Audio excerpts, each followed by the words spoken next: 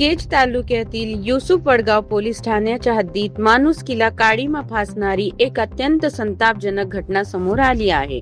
उन्हाळ्याच्या सुट्टीत मामाच्या गावाला आलेल्या एका 29 वर्षीय नराधम भाच्याने आपल्या 10 वर्षाच्या अल्पवयीन चुलत बहिणीवर मामाच्या मुलीवर अत्याचार केला.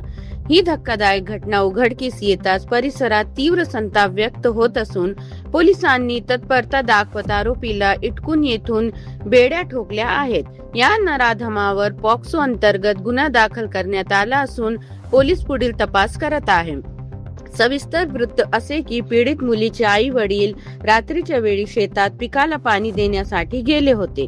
घरात मुलगी एकटीच असल्याचे पाहून आरोपीने या परिस्थितीचा गैरफायदा घेतला आणि हे घृणास्पद कृत्य केल्यानंतर आरोपीने मामा घरी येण्यापूर्वीच तिथून पळ काढला. मात्र पालकांनी घरी परतल्यानंतर पीडितेने घडलेला सर्व प्रकार त्यांना सांगितला. या घटनेने हादरलेल्या पालकांनी तात्काळ युसूफ वडगाव पोलीस ठाणे गाठून तक्रार दिली. पोलिसांनी घटनेचे गांभीर्य ओळखून तातडीने शोध मोहीम राबवली आणि आरोपीला इटकूर परिसरातून ताब्यात घेतले.